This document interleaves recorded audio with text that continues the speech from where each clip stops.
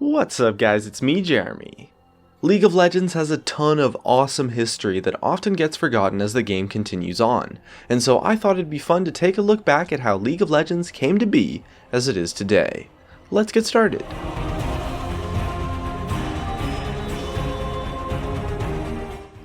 Our journey begins in 2006 when Brandon Beck and Mark Merrill, also known as Rise and Tryndamere, founded Riot Games together.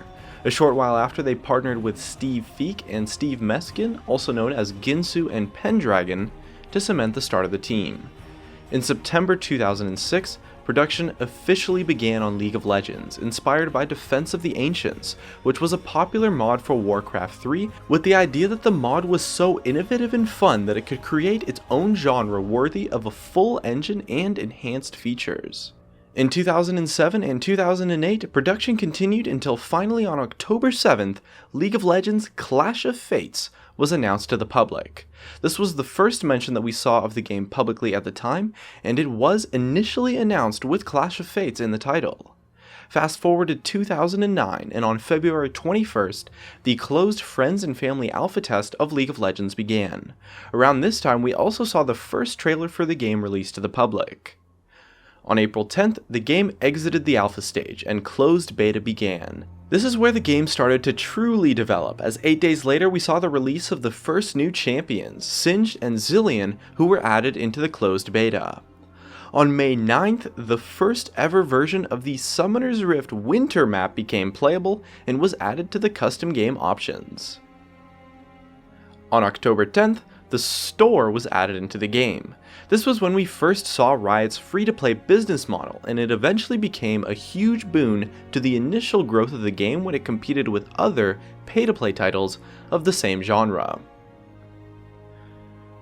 Shortly after, on October 22nd, open beta began, and the game slowly transitioned into release on October 26th when the game dropped its Clash of Fates suffix and was released as League of Legends in North America and Europe with a free-to-play business model and 40 champions.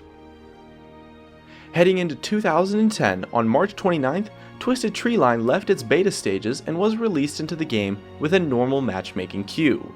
This was the first new game mode that we saw and set the stage for Riot to develop other maps. On July 6th, the very first champion rework took place, which happened to Kayle and set the stage for the continued redesign of champions.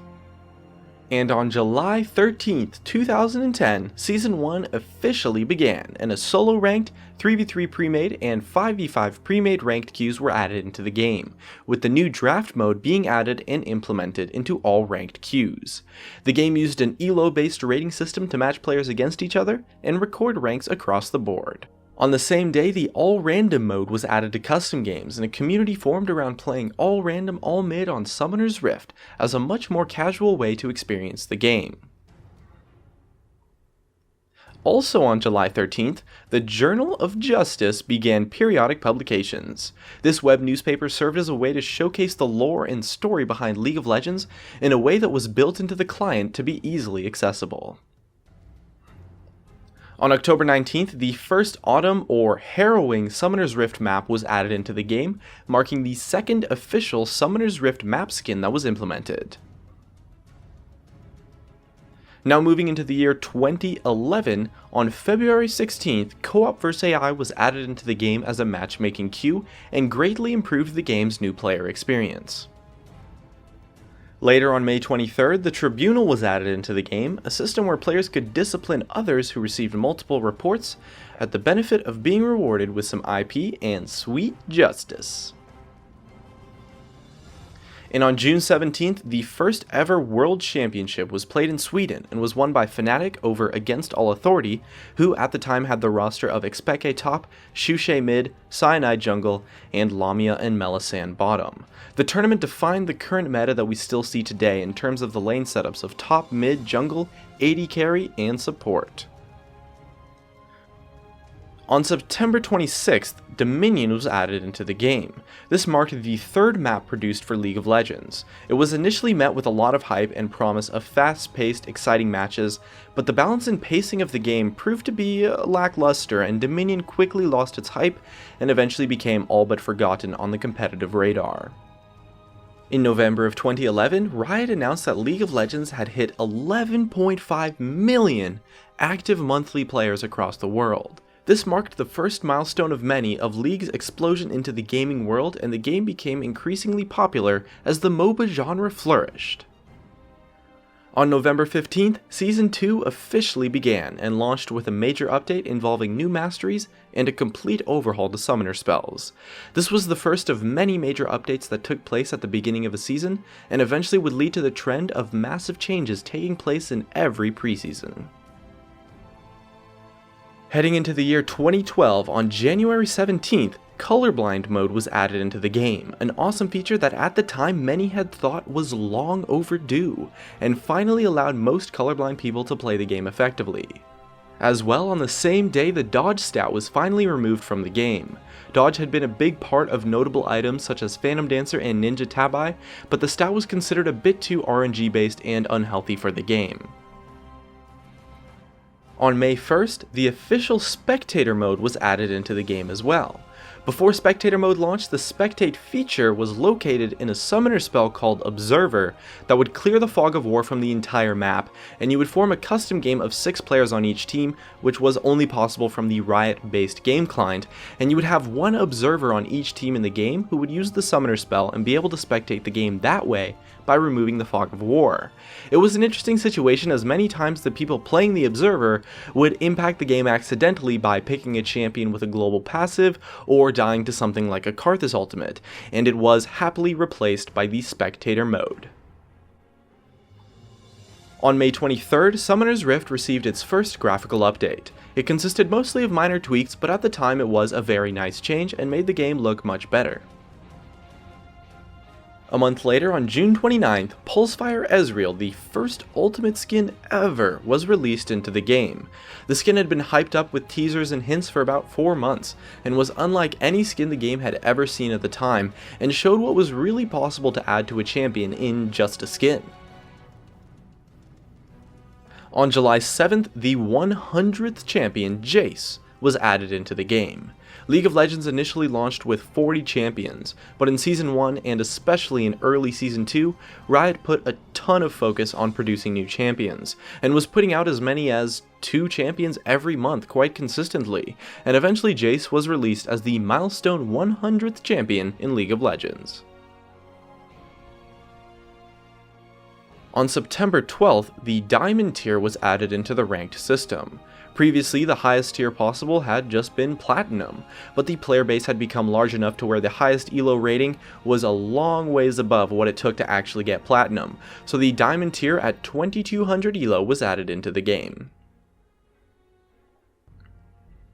On October 12th, the Season 2 World Championship took place in the United States and was won by the Taipei Assassins in an upset victory over Azubu Frost.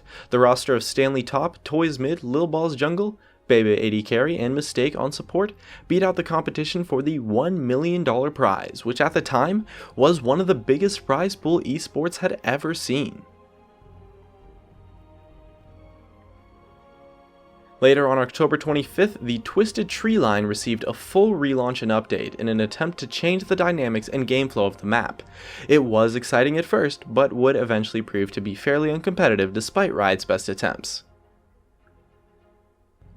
On December 3rd, a huge preseason update hit the live servers with updates to the jungle, massive changes to items, and updates to masteries, runes, and summoner spells. Some of the more notable changes to items were the removal of Heart of Gold, the nerf to Boots of Speed, since at the time boots were a 100% starting buy on every role except for support, and the buff to Black Cleaver and Warmogs, which would cause a pretty chaotic preseason, with some of the most unbalanced game states League of Legends has ever seen. Heading into 2013, on February 1st, Season 3 officially started with an updated ranking system, getting rid of the ELO ratings and adding divisions, tiers, and promotional series, as well as the Challenger tier above Diamond, to allow the best of the best a better chance of distinguishing themselves on the ranked ladder. On February 7th, the first League Championship Series, or LCS, started in North America and Europe, marking the downfall of the open circuit of tournaments, but leading to a much more secure competitive scene for the professional players and organizations. Here's a fun one for you. On February 14th, 2013, Riot announced their official replay system coming soon and implemented it on the PBE. It was met with a lot of promise, but eventually fell through for a multitude of reasons, and to this day seems to be nowhere near hitting live servers. On March 1st, the official Mac open beta began for League of Legends. Previously, Mac users had to use a third-party software called iLol that was supported by Riot in order to be able to run the game properly on a Mac. The software was a little bit buggy, would break pretty much every patch, and would often take extra days to launch patches, and so the official client was long overdue as Mac users rejoiced. On March 28th, the first full relaunch of a champion happened to Karma and was added into the game. Karma had been one of the weakest champions in the entire game for over a year, but had a kit that was a little bit too unhealthy to buff. So a full relaunch changed her kit completely and set the stage for Riot to be able to completely change champions to be much better designed and easier to balance. On April 29th, Howling Abyss launched and ARAM became the fourth official game mode for League of Legends. By this time, the all-random, all-mid community was gigantic and was a reasonable part of the player base, to the point where Riot made an official game mode just due to feedback and community desire. And on that day, the map gained a matchmaking system equipped with rerolls and new items. In October of 2013, League of Legends hit 32 million active monthly players and had established itself as the biggest and most popular MOBA game in the entire world. It exploded into popularity, and when Riot released the official numbers, it became a huge milestone for the community. On October 3rd, the Season 3 World Championship took place in the United States in the Staples Center, and was won by SK Telecom T1 against Royal Club, with the squad of Impact up top, Faker in mid, Bengi in jungle, Piglet on AD carry, and Pooh Mandu on support. The finals were watched by 32 million unique viewers across the world, shattering all esports viewing records and showing the world that esports is the real deal, especially with a viewership that rivals and can exceed that of traditional sports. This record from the Season 3 World Championship still stands to this day as the most watched esports event in the history of professional gaming. On November 22nd, Riot released their first temporary game mode, One for All, on Summoner's Rift, sparking a series of temporary game modes that Riot would continue to experiment with. As well, on the same day of November 22nd, a huge preseason update hit the live servers with major changes to support, changes to vision limiting wards to 3 per player, making pink wards visible as well, adding trinkets into the game, new support items, the removal of Oracle's Elixir, a rework to the mastery system, and changes to the jungle with the addition of the new white camp, and as well overall changes to the flow and dynamics of the game. Heading into 2014 now, in January, Riot Games announced that League of Legends hit 67 million active monthly players, becoming the most played computer game in the entire world by a huge margin. They haven't released any statistics on the player base since, but the fact remains that League of Legends has exploded into popularity and still remains the most popular computer game in the entire world to this day. On January 14th, Season 4 officially started with the increase of the Challenger tier from 50 players to 200, and some other minor tweaks to the ranked system. On January 17th, the first official Challenger series began in North America and Europe, creating an official way for aspiring talent to feed into the coveted League Championship Series. On March 23rd, Team Builder officially launched as a new normal game queue mode. This was an awesome addition to the game to finally allow players to guarantee the role that they wanted in normal games.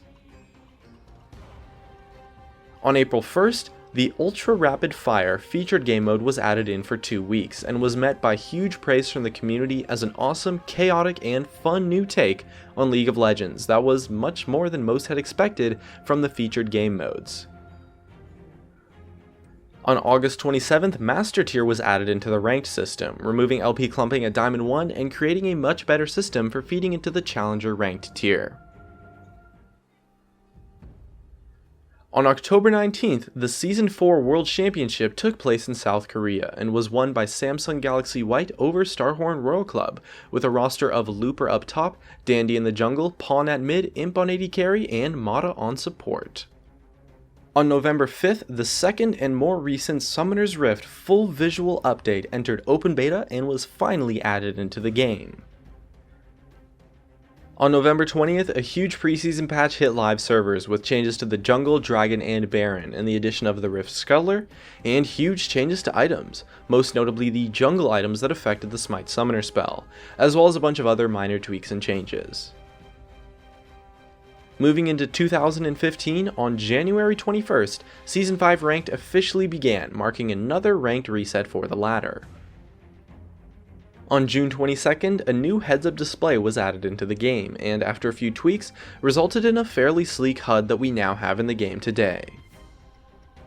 On October 31st, the Season 5 World Championship was held in Europe and was won by SK Telecom T1 over the Ku Tigers, with a squad of Marin up top, Faker and EasyHoon at mid, Bengi at jungle, Bang on AD carry, and Wolf on support. And on November 11th, 2015, another preseason patch hit the servers that brought massive updates to the AD carry role and champions, huge item updates, the addition of the Rift Herald, the removal of green wards, the rework of masteries, and changes to the game flow and dynamics. And that leaves us to where we are today, but there's also a lot of huge confirmed updates for 2016.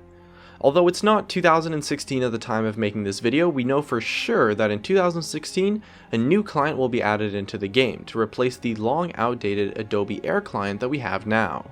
As well, a new champion select format and menu will be implemented into the game alongside Team Builder Ranked, which will allow you to queue as two of your favorite roles in order to ensure that everyone gets a role that they like in a ranked game.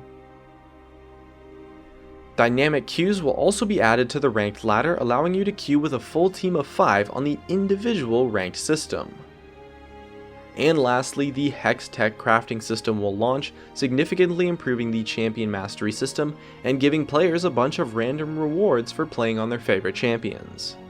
And that's it. So with all of that said, despite all of the criticism, there's no doubt that Riot Games has created a fantastic game that has caused millions to have fantastic experiences. Here's to the future, and thanks for watching.